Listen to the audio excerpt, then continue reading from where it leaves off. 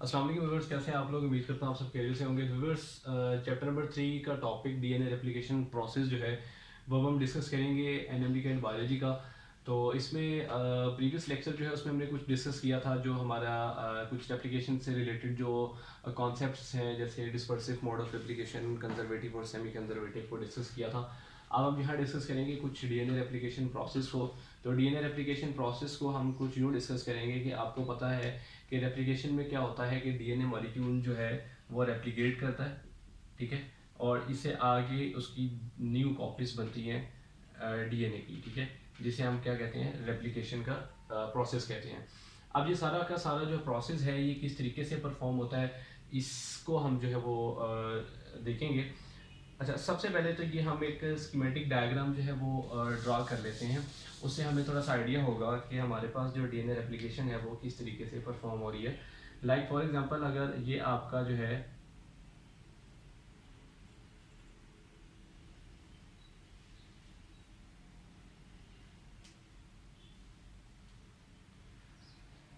हम कंसिडर कर लें कि ये आपका 3 प्राइम एंड है और ये आपका 5 प्राइम एंड है, राइट।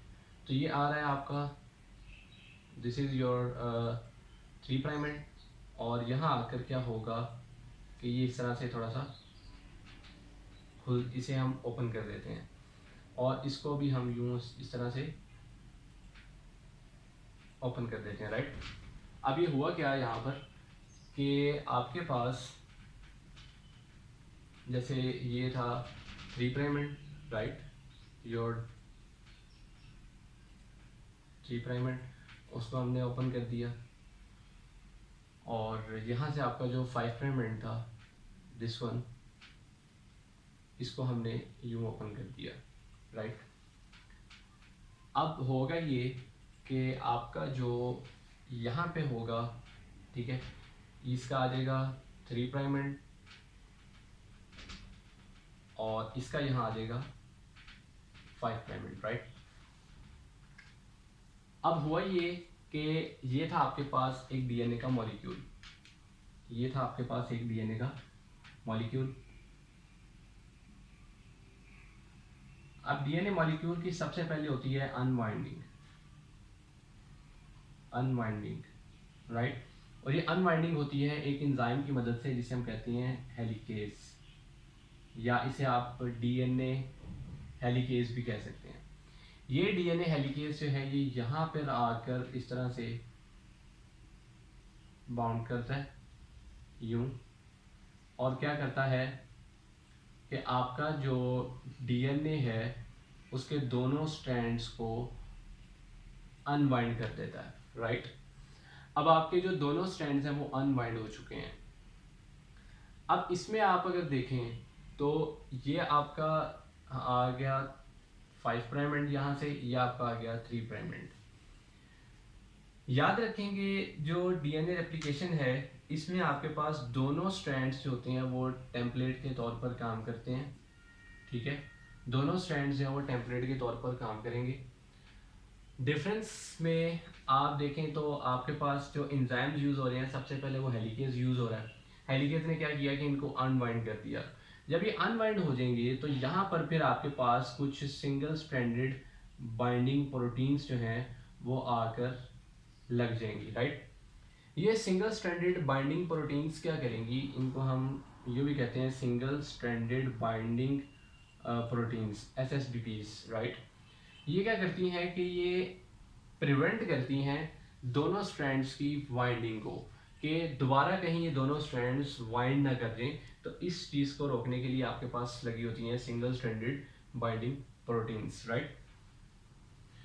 अब आपके पास क्योंकि दो स्ट्रैंड्स होते हैं और दोनों स्ट्रैंड्स जो है वो एंटी पैरेलल होते हैं, दोनों स्ट्रैंड्स आपके होंगे एंटी पैरेलल।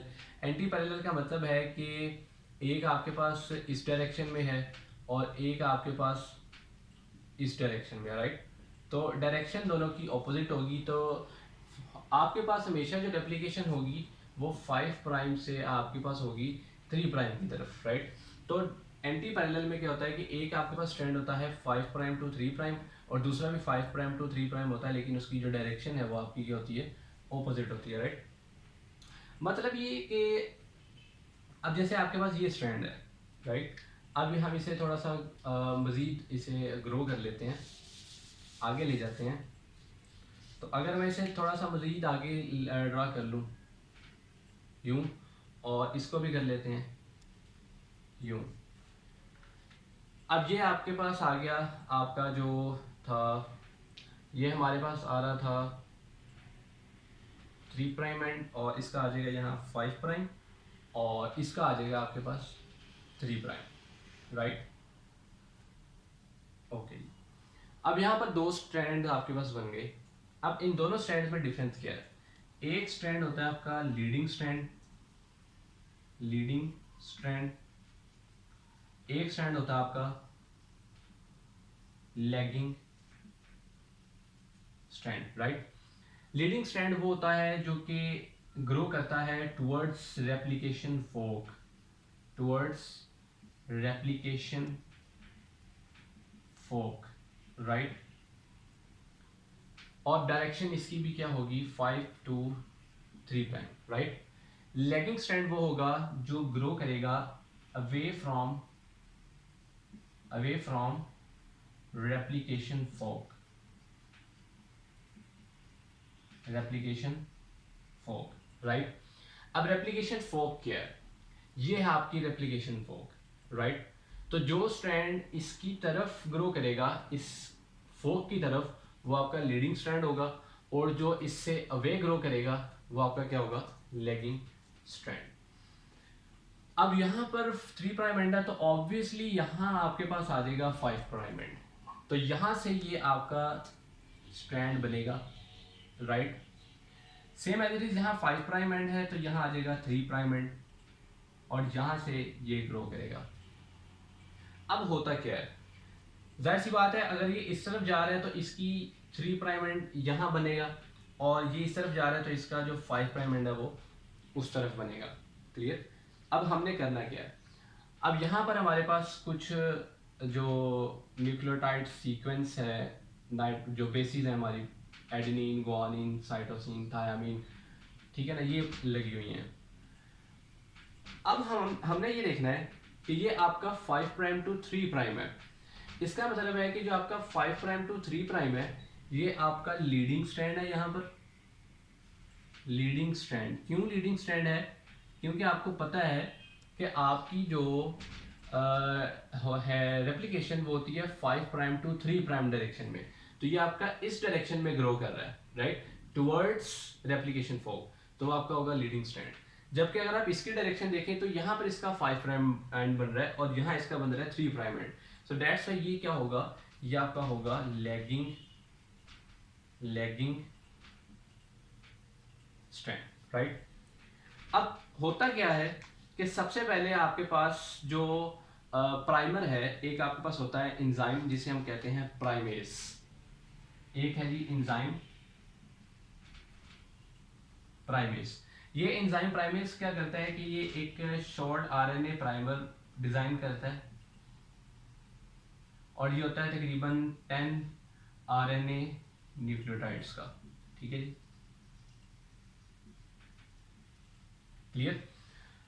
अब ये प्राइमेस क्या करता है कि प्राइमेस आता है और 3 प्राइम एंड की तरफ यहाँ पर आपके पास क्या करता है कि ऐड करना शुरू कर देता है जो शॉर्ट प्राइमर सीक्वेंसेस हैं उनको, राइट। जैसे मैं कहता हूँ कि ये ऐड होनी शुरू हो गई हैं आपकी, ठीक है, इस तरह से। अब जब ये प्राइमेस आता है और न्यूक्लियोटाइड्स को ऐड करवाता है इस डायरेक्शन में, तो आपके पास फिर एक और एंजाइम होता है जिसे आप कहते हैं डीएनए पॉलीमरेज। अब डीएनए पॉलीमरेज की मैं खास बात बता दूंगा आपको। एक होता है आपके पास डीएनए पॉलीमरेज 1, 2 और 3, ये 3 डीएनए पॉलीमरेज होते हैं आपके पास। 1 की बड़ी इंपॉर्टेंस है रेप्लिकेशन में, और 3 की जो मेजॉरिटी के लिहाज से, जैसे अगर आप बैक्टीरिया की बात करें, ई कोलाई की, तो उसमें डीएनए पॉलीमरेज 3 जो है वो मेजॉरिटी जो है शो करता है रेप्लिकेशन में कि ये आपका न्यूक्लियोटाइड्स को ग्रो करवाता है स्ट्रैंड्स पे। अब यहाँ पर अगर आप देखें तो सिचुएशन कुछ यूँ है कि डीएनए पॉलीमरेज 3 जो है वो डेंसर होता है as compared to DNA polymerase 1। अब कितना डेंजर होता है? तकरीबन डीएनए पॉलीमरेज 3 जो है वो 10 टाइम्स डेंजर होता है as compared to DNA polymerase 1। अब यहाँ पर जो आकर डीएनए पॉलीमरेज बाइंड कर रहा है, यहाँ पर ये जो डीएनए पॉलीमरेज बाइंड कर रहा है ये आपका है डीएनए पॉलीमरेज 3, राइट। ये डीएनए पॉलीमरेज 3 क्या कर रहा है कि इस आरएनए प्राइमर को जो है वो ग्रो करवा रहा है, और जब ये ग्रो करती हैं तो आरएनए प्राइमर जो है यानी जो आरएनए न्यूक्लियोटाइड्स की जो सीक्वेंस है वो उसमें क्योंकि यूरासिल होती है तो डीएनए में यूरासिल नहीं होती, तो इसको कन्वर्ट होना होता है थायमीन में, तो वो फिर थायमीन में कन्वर्ट होती जाती है, तो आपकी जो आरएनए की सीक्वेंस है वो आपकी कन्वर्ट हो जाती है किसमें? डीएनए की सीक्वेंस में, राइट। और यूं आपका ये स्ट्रैंड जो है वो ग्रो करता चला जाता है, right. Same as it is यहाँ की अगर आप बात करें तो यहाँ पर ये सिनेरियो नहीं होता। यहाँ क्योंकि लेगिंग स्ट्रैंड है तो लेगिंग स्ट्रैंड में आपके आते हैं Okazaki fragments, Okazaki fragments, right.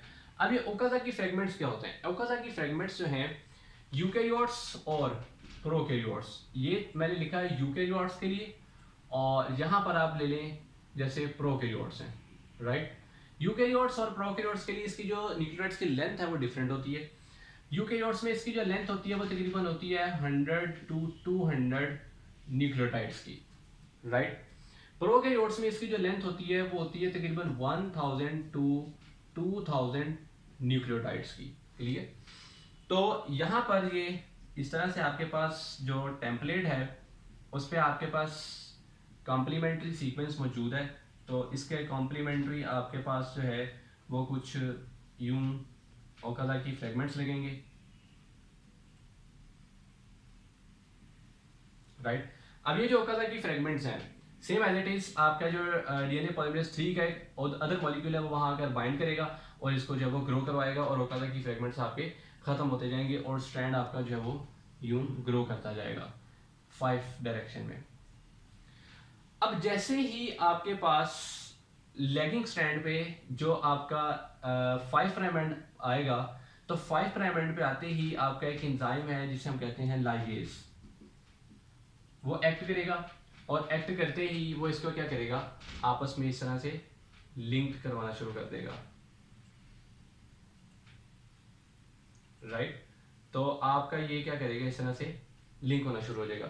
अब यहां पर आपने देखा कि जो हेलिकेज था इसका काम क्या था कि ये सेपरेट करवा रहा था, लेकिन जो लाइगेज है ये लाइगेज कहाँ एक्ट करेगा? जब आपका जो स्ट्रैंड है लेगिंग स्ट्रैंड वो 5 प्राइम एंड पे पहुंचेगा तो वहां आपका लाइगेज एंजाइम आएगा, वो लाइगेज क्या करेगा कि दोनों को रीवाइंड करवा देगा, वो दोबारा वाइंड कर देंगे, राइट।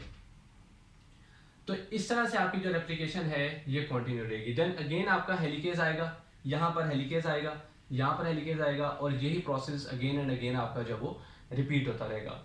तो यही हमारा एक बेसिक कॉन्सेप्ट है जिसमें आपने जो चीज़ें याद रखनी है, कुछ एंजाइम्स के फंक्शंस याद रखने हैं आपने, ठीक है। एसएसबीपीज का क्या काम है, इनकी जो लेंस है उसका आपने आइडिया रखना है, तो इसकी जो डायरेक्शन है वो बड़ी इंपॉर्टेंट है, डायरेक्शंस को आपने याद रखना है, ठीक है, कि किस डायरेक्शन जो है उसमें ये ग्रो कर रहा है, इस डायरेक्शन को आपने जो वो मिक्स नहीं करना किसी सूरत भी। तो इसके अलावा जो प्राइमेज है इसका फंक्शन, डीएनए पॉलीमरेज का फंक्शन, ठीक है, ये सारी चीज़ें बड़ी इंपॉर्टेंट है। अब अगर आपसे पूछ लिया जाए कि आरएनए प्राइमर जो है इसमें जो सीक्वेंस है वो डीएनए की होती है या आरएनए की, तो वो आरएनए की सीक्वेंस होती है, लेकिन जब वो डीएनए में ऐड होता है तो पॉलीमरेज उसको स्टार्ट करता है ग्रो करवाना। याद रखें कि डीएनए पॉलीमरेज 3 के पास इटसेल्फ एबिलिटी नहीं होती कि वो रेप्लिकेशन को स्टार्ट कर सके, उससे ज़रूरत होती है प्राइमेज की, क्योंकि प्राइमेज जो होता है उसके पास आरएनए प्राइमर होता है। RNA primer is a short sequence of RNA nucleotides, जो कि 10 न्यूक्लियोटाइड्स होती हैं तकरीबन। तो सबसे पहले प्राइमेज आरएनए प्राइमर को डिजाइन करके वहाँ ऐड करता है, जो कि शॉर्ट सीक्वेंस होती है 10 न्यूक्लियोटाइड्स की। देन आपके पास डीएनए पॉलीमरेज 3 आता है, और डीएनए पॉलीमरेज 3 क्या करता है कि उसी सीक्वेंस को आगे ग्रो करवाता है, क्योंकि डीएनए पॉलीमरेज 3 के पास एबिलिटी नहीं होती कि वो इटसेल्फ रेप्लिकेशन को स्टार्ट कर सके न्यूक्लियोटाइड्स को इटसेल्फ ऐड करके, राइट। तो ये हमारा एक छोटा सा टॉपिक था जो कि हमने यहाँ पर कंप्लीट कर लिया। नेक्स्ट टॉपिक में मिलेंगे आपसे इंशाल्लाह। अल्लाह हाफिज़।